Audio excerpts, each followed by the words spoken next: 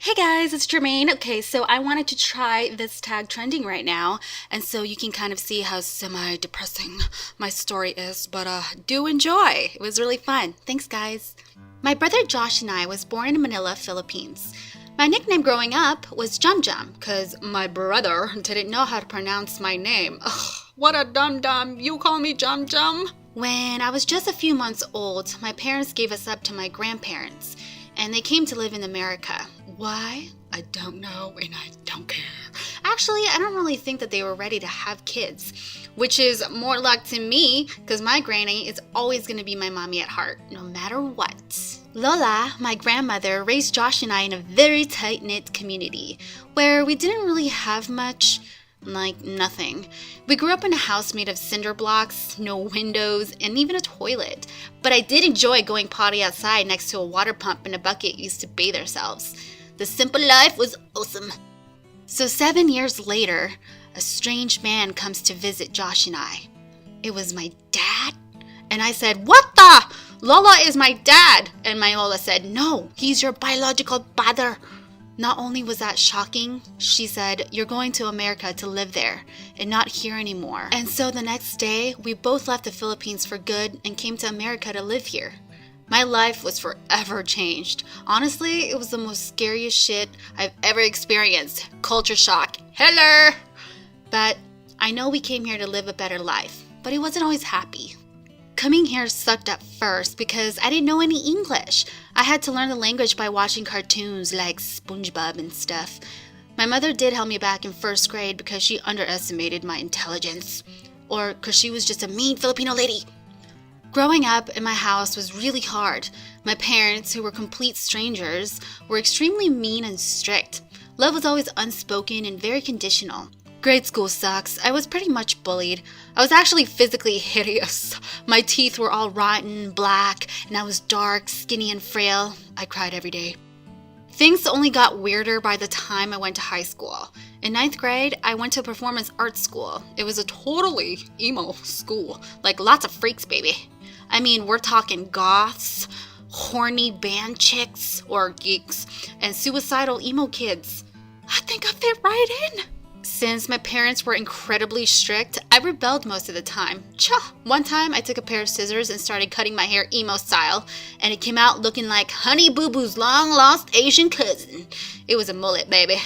And I'm talking short hair on top and it stuck straight up. It was gross. Regrettable moment number 1046.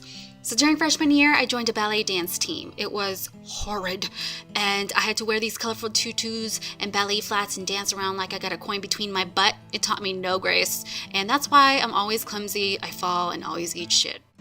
Anyway, I hated that school so much, and thank the good Lord, I was kicked out for physically getting in a fight with some psychotic bitch off her meds. She was, trust me.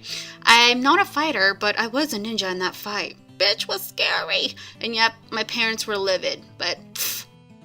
Then I moved to a new high school. That's when I met my first boyfriend. He was older. He didn't go to that school. He was a real dick, a big one. He was into cars and iPhones, and he cursed like a sailor. He also smelled like shit constantly and literally. And you know what the saying is, when you smell like one, you are one. He was mean to me, but I stayed in the relationship because he was the only friend I had. Come on now. So by the time I was 17 years old, I failed my driving test. He said that I was driving on the wrong side of the road. Liar! He was just a jerk. I finally nailed it, and having a car to drive had freedom written all over it, baby. So I had my first job at Panda Express. Oh my God, worst job ever. People are rude when they're hungry, don't you know? I can tell you how many times orange chicken has been thrown in my face. Like, what a waste of chicken. I also held out a second job behind my parents' back at a salon to save money to move out one day, because home was hell on earth. It was more like prison, solitary confinement style. I felt like an animal in the cage. It was until one day I awkwardly caught my brother in my backyard dancing in front of a camera. And I said, "What the?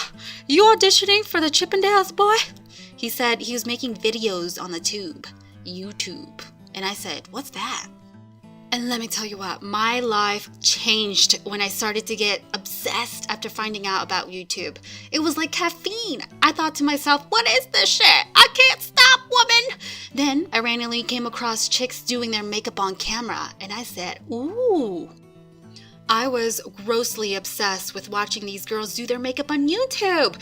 My addiction got worse. I watched beauty videos for hours and hours on end. At night, stayed up secretly behind my parents' back on my laptop, not watching porn, but YouTube.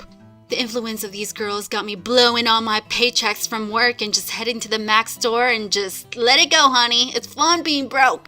I was about to start college soon enough, so I bought my first laptop called Toshiba, or I thought it was a piece of Toshiba. It crashed on me every other day, but the cool thing was it had a webcam. One day, I turned on my webcam, started talking to it, basically a conversation about nothing, until I got the courage to film my first beauty video because I was inspired by the girls.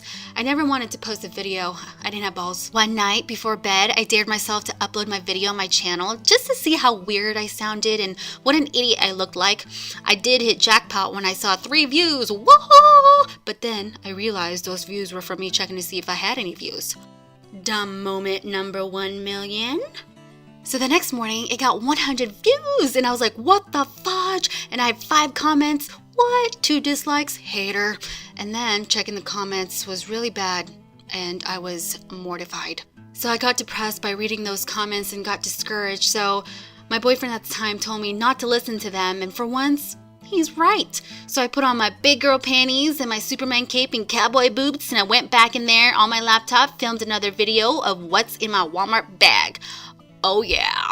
So since then on, YouTube became my life. It was a hobby like no other. I was posting videos constantly, and it was something I loved to do because I connected with people that were like friends to me. And to my parents, it's like virginity. You lose it, you will be in hell forever. So in 2009, I finally graduated high school by the time I was 19. Sad fact, but it wasn't my fault. But high school, 4 best years, my ass.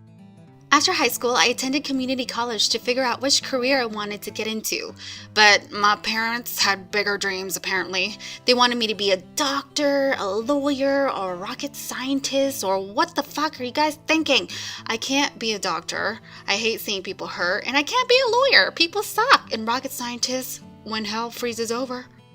So I finished community college after 2 years, and instead of trying to figure out what career I wanted to go into, I figured out what was important and what I liked at the moment, and that was setting up a tripod and talking into the camera about beauty mumbo jumbo, and it became a full-time job for me. I knew I needed a change, so I quit all my 3 jobs I was juggling, and I got accepted into FITM. Well, not really, that school sucks, but I did major in beauty marketing, but I'm not really into this school because I've learned everything I know about marketing on YouTube. And so, at the time, YouTube gave me the financial opportunity to be able to move out of my prisoner's house.